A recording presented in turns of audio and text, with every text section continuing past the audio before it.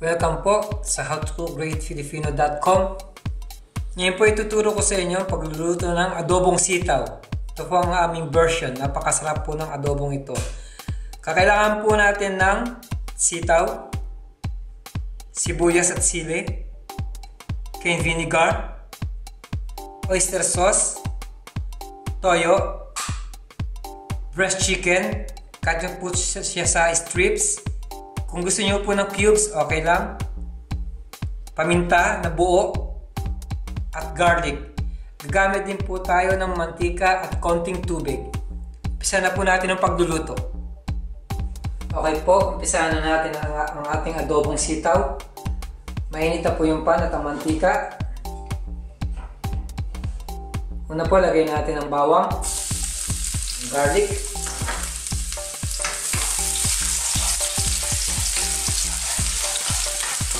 Huwag po natin susunugin ang bawang. Sunod po natin kaagad ang sibuyas at ang sili. Of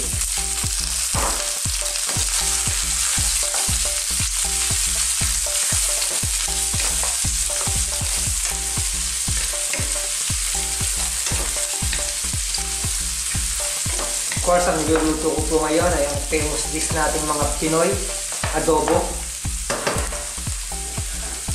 Sunod na po natin ang breast chicken.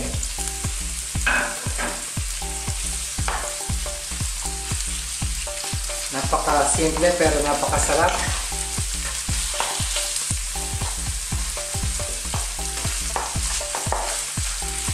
Hintayin po lang natin na mag-produce ng oil ang chicken at isusunod na natin ang sitaw.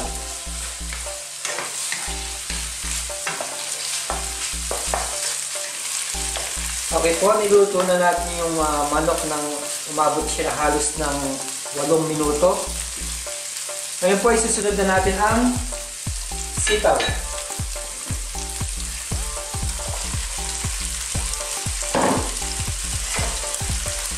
Haluin po natin.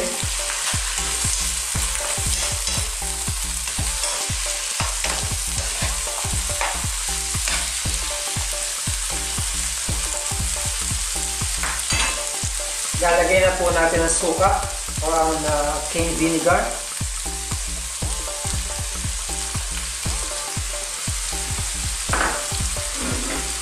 Susunod na rin po natin ang toyo, soya sauce,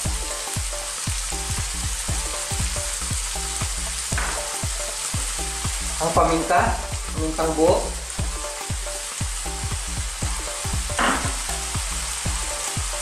ang oyster sauce,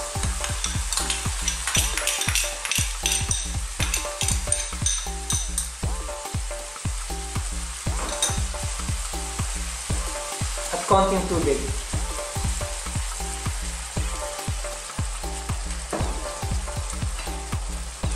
Now, stir lang po natin siya. Stir natin siya ng mga ilang minuto. At i-cover po natin siya. Pag na malambot na ang sitaw, mga 5 to 6 minutes, pwede na po siyang serve.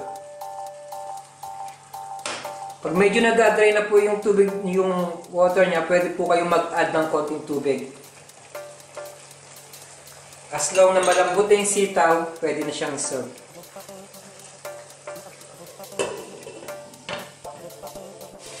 Tignan na po natin.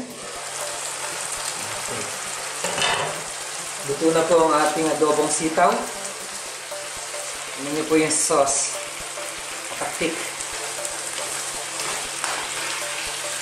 Pwede na po natin ito ilagay sa ating serving plate.